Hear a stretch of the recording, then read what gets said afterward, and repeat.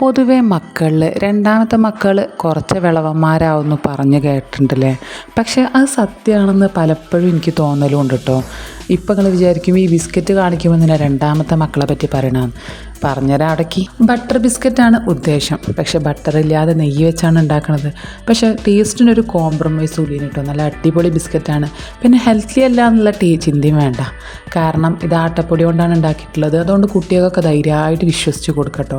ഇതിനായിട്ട് ഇതായി 3 ഇൻഗ്രീഡിയൻറ്റ് മാത്രം മതി. ആട്ടപ്പൊടി, നെയ്യ്, പഞ്ചസാര പൊടിച്ചത്. ഞാൻ എപ്പോഴും ഇങ്ങനെ പഞ്ചസാര പൊടിച്ച് സൂക്ഷിക്കലുണ്ട് കേട്ടോ. എന്നാൽ പിന്നെ ഇങ്ങനത്തെ ഒക്കെ ഉണ്ടാക്കുമ്പോൾ എളുപ്പത്തിൽ അങ്ങോട്ട് ഇട്ടാൽ മതിയല്ലോ. ഒരിത്തിരി പഞ്ചസാര ആയിട്ട് മിക്സിൻ്റെ ജാറിലിട്ട് പൊടിക്കൊന്നും വേണ്ട. അങ്ങനെ മിക്സിംഗ് ബൗളിലേക്ക് ഇതാ 1/2 കപ്പ് നെയ്യ് ഒഴിച്ചിട്ടുണ്ട്. പിന്നെ പ്രത്യേകിച്ച് വേനൽക്കാലമൊന്നും അല്ലാത്ത സമയത്ത് നെയ്യ് ഇങ്ങനെ ചെറിയ തരി ആയിട്ടാണല്ലോ ഉണ്ടാവുക. അപ്പം അതൊക്കെ ഒന്ന് കളയാൻ വേണ്ടിയിട്ട് നമ്മൾ വിസ്ക് വെച്ചിട്ട് നന്നായിട്ടൊന്ന് ഇളക്കി കൊടുക്കുക. കുറച്ച് നേരം ഇളക്കിയതിന് ശേഷമാണ് ഞാൻ 1/4 കപ്പ് പൗഡേർഡ് ഷുഗർ ഇട്ട് കൊടുക്കുന്നത്. എന്നിട്ട് ഇത് നന്നായിട്ടൊന്ന് മിക്സ് ചെയ്യുക. കുറേ നേരം നമ്മൾ ഇളക്കുമ്പം ഇതിൻ്റെ ടെക്സ്ചർ തന്നെ മാറും.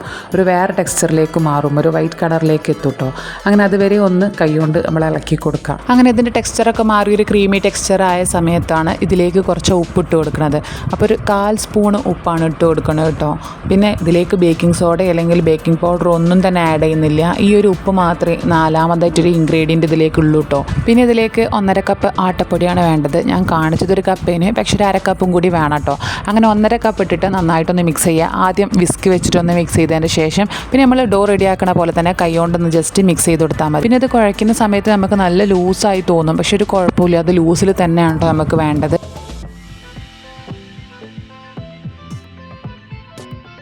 അങ്ങനെ നമ്മൾ ഡോ റെഡി ആയിട്ടുണ്ട്. ഇനി ഇത് നല്ല ലൂസായതുകൊണ്ട് തന്നെ നമ്മൾ കൈ കൊണ്ടൊന്നും പരത്താൻ പറ്റില്ല. ഇതിനായിട്ടൊരു പ്ലാസ്റ്റിക്കിൻ്റെ കവർ എടുത്താൽ മതി. ക്ലീൻ റാപ്പ് ഉള്ളവർ അത് യൂസ് ചെയ്താൽ മതി കേട്ടോ. ഒരു പ്ലാസ്റ്റിക്കിൻ്റെ കവറിലേക്ക് ജസ്റ്റ് ഒന്ന് ഇത് വെച്ച് കൊടുക്കുക. അതിൻ്റെ മുന്നേ അതിലേക്കൊന്ന് ഓയിലോ എന്തെങ്കിലും ഗ്രീസ് ചെയ്ത് കൊടുത്താൽ കുഴപ്പമില്ല. ഒട്ടിപ്പിടിക്കാത്ത കവറായാലും കുഴപ്പമില്ല കേട്ടോ. അങ്ങനെ ഇതിലേക്ക് ഇട്ടിട്ട് ഒന്ന് നിവർത്തി കൊടുക്കുക. നിങ്ങൾക്ക് ബിസ്ക്കറ്റ് എത്ര വട്ടത്തിലാണോ വേണ്ടത് അതിനനുസരിച്ചാണ് കേട്ടോ ഇതിൻ്റെ തിക്നെസ് നോക്കേണ്ടത്. എനിക്ക് കുഞ്ഞു കുഞ്ഞു ബിസ്ക്കറ്റ് ആയിട്ടാണ് വേണ്ടത്, അതുകൊണ്ടാണ് ഞാൻ ഇത്ര നീളത്തിലെടുത്തിട്ടുള്ളത്. എന്നിട്ട് ഇതുകൊണ്ടൊന്ന് റാപ്പ് ചെയ്തിട്ടൊന്ന് ചുറ്റി കൊടുക്കുക. എന്നിട്ട് 1/2 മണിക്കൂറാണ് നമ്മളിത് ഫ്രീസറിൽ വെക്കേണ്ടത് കേട്ടോ. ഫ്രീസറിൽ 1/2 മണിക്കൂർ വെച്ച് കഴിഞ്ഞ് എടുക്കുമ്പം ഇത് നല്ല സ്റ്റിഫായിട്ടുണ്ടാവുമല്ലോ, സ്വാഭാവികമല്ലേ. അങ്ങനെ പിന്നെ നമ്മൾക്ക് വേണ്ട തിക്നെസ്സിൽ നമ്മൾ കട്ട് ചെയ്തെടുക്കാം.